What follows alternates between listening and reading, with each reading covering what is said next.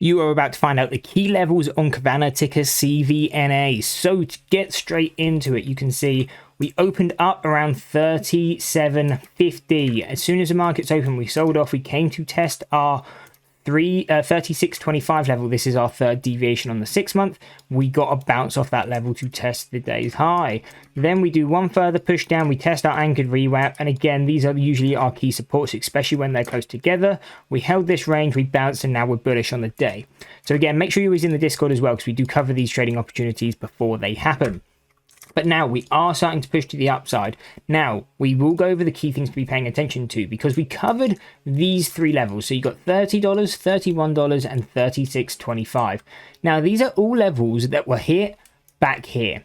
Now you're thinking, well, why aren't the levels there then? Because deviations, which these levels are, move in time. So you had the 6 month and 1 year second deviation, so these levels hit before, and you had the 6 month 1 year level hit before. So this means they're never going to be as strong, and we don't really look to reshort them as they retest them again, which we're seeing now. However, I am going to be a bit more bullish on Carvana until we can come into 42.75. Now, this is our 1 year third deviation. We have not hit this level yet.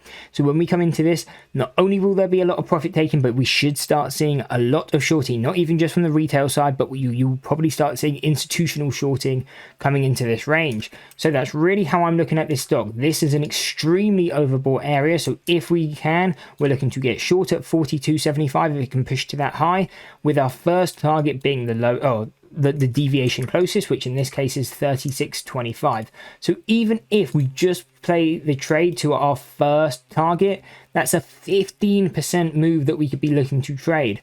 Now, that's going to be my main target. There's two ways we can trade this. If you're looking to short the shares, we could be having our stop probably above $45 to get a 1 to 2 risk to reward. However, a lot of the time, this stock is going to be hard to borrow. So how can we trade it? Easily. We got options available. So there's two ways I look to trade this. We can either look to trade the outright puts. Again, I'd probably go out at least probably 2 weeks to give the trade a bit of time to play out.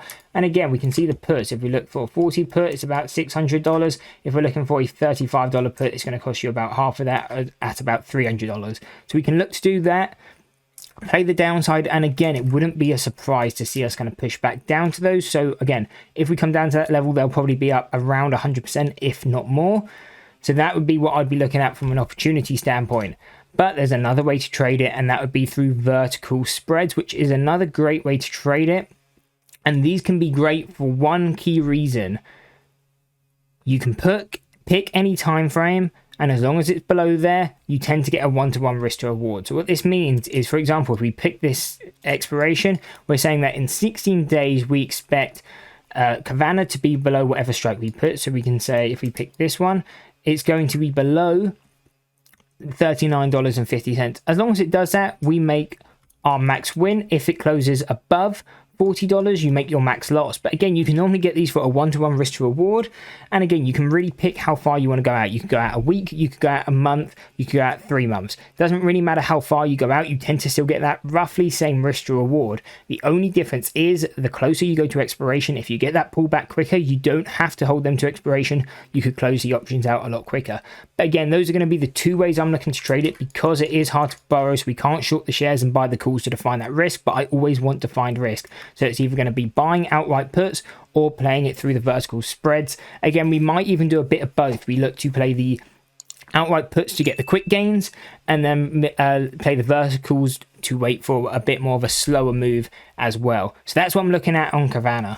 I hope you guys enjoyed the video. If you did, why don't you check out this video, because you'll probably enjoy that one too.